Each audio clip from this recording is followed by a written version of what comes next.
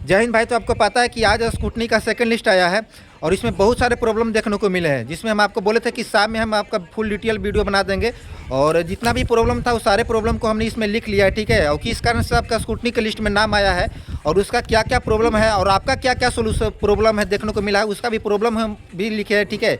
और क्या क्या उसका सोल्यूशन हो सकता है, इन सारे चीज़ों को हम इस वीडियो में आपको बता देंगे, ठीक है। तो सबसे पहले स्टार्ट करते हैं भाई मेरे कि जो आपका आया है सेकंड स्कूटनी लिस्ट, इसमें टोटल 621 कैंडिडेट का लिस्ट में नाम आया है, जिसमें 14 और 15 2 मई को 2 दिन आपको जाना है, ठीक है, डॉक्यूमेंट लेकर। और किस कारण से आपको सेकंड स्कूटनी लिस्ट में नाम आया है इसका थोड़ा सा बतला देते हैं। तो पहला जो रीज़न देखने को मिले, सबसे ज़्यादा प्रॉब्लम देखने को जो मिले हैं भाई मेरे, वो EWS को लेकर, मतलब 22-23 का जिसका भी EWS था। वैसे तो पिछले वीडियो में पिछला जो फर्स्ट जो स्कूटनी लिस्ट था उसमें भी आपका EWS को लेकर ही आए थे, लेकिन इस बार भी 22-23 वालों को मतलब बक्सा नहीं जा रहा है, ठीक है। 21-22 हो चाहे 22-23 वाला हो, उसका रिजेक्ट कर ही दे रहा है भाई मेरे। तो 22-23 वाला जिसका भी स्कूटनी की लिस्ट में नाम, मतलब जिसका भी नहीं 22-23 वाला जमा था उसका स्कूटनी की लिस्ट में नाम आ गया है, ठीक है। वैसे जिसका भी नाम नहीं दिया था पिछला बार, उसका इस बार में आया है। अबे इस बार एक बात और देखने को मिलता है कि जिसका पिछला बार स्कूटनी लिस्ट में नाम आया था, क्या इस बार भी दिया है कि नहीं दिया, तो उसको हम आपको लास्ट में बता देंगे, ठीक है।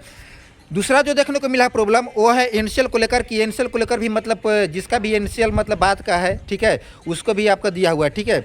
इसके बाद EWS एनसीएल जाति निवास पर एड्रेस चेंज, मतलब EWS एनसीएल जाति निवास पे आपका माता पिता का अगर नाम गलत है, आपका नाम गलत है, तो उसको लेकर भी आपका स्कूटनी लिस्ट में नाम आ गया है। इसके बाद इंटर मैट्रिक का डॉक्यूमेंट रिलेटेड, मतलब कुछ लोग क्या है कि इंटर का कोई डॉक्यूमेंट नहीं जमा किया है, मैट्रिक का कोई डॉक्यूमेंट नहीं जमा किया है, तो उसके लेकर भी आपका क्या किया है, मतलब स्कूटनी की लिस्ट में आपका नाम दे दिया है। इसके बाद फ्रीडम फाइटर का सर्टिफिकेट, भाई फ्रीडम फाइटर के अगर दिए हो तो फ्रीडम फाइटर का सर्टिफिकेट जमा करोगे ना, ऐसी थोड़े हो जाता है कि फ्रीडम फाइटर बस टिक मार दिया और जमा किए हैं ही नहीं। इसके बाद आपका निवास प्रमाण पत्र, निवास प्रमाण पत्र भी ज़्यादा देखने को मिल रहे हैं, मतलब अस्थायी निवास प्रमाण पत्र लोग दिए हैं, ठीक है। तो आपको अस्थायी निवास प्रमाण पत्र बनाना है और जाकर अभी दे देना है, ठीक है, 14-15 मई को, जिस दिन आपका डेट मिला है। इसके बाद है EWS 22-23 को दिया है, लेकिन DV सेट में 23-24 का दिया। हाँ, ये सबसे ज़्यादा इंपॉर्टेंट है भाई मेरे, इसलिए ज़्यादा इंपॉर्टेंट है क्योंकि 22-23 का EWS आप दिए हो और DV सेट में लिखा हो कि 23-24 का है, तो DV सेट में अगर 23-24 का लिखे हो तो आपको 23-24 का ही देना था ना।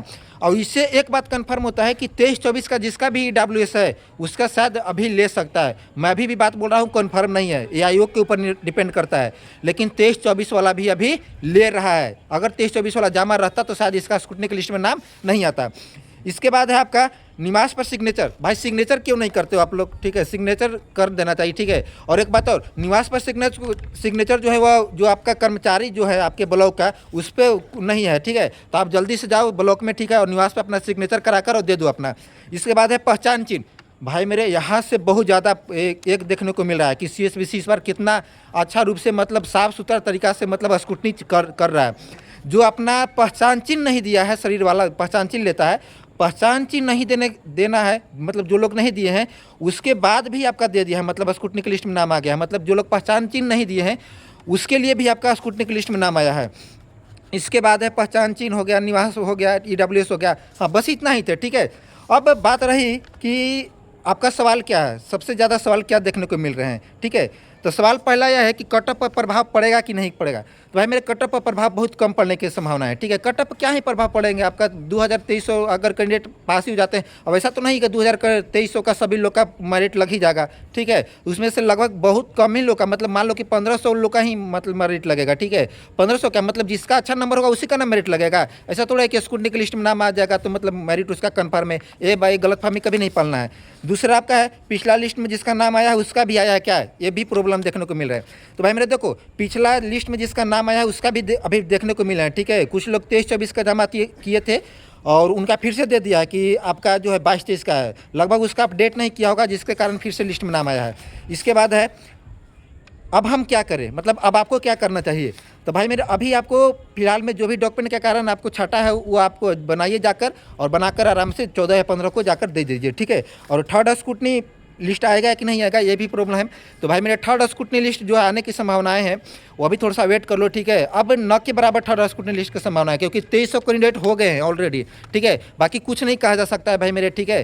तो बाकी में जितना भी प्रॉब्लम था स्कूटनी लिस्ट को लेकर वो सारे प्रॉब्लम को हमने आपको सोल्व करने की कोशिश किया है। बाकी अभी भी अगर कोई दिक्कत हो तो भाई मेरे कॉमेंट कर देना, ठीक है। बाकी चैनल पर अगर नया हो तो सब्सक्राइब कर देना, ठीक है। और अभी भी कोई दिक्कत हो तो कॉमेंट जरूर करना, ठीक है भाई मेरे। जय हिंद।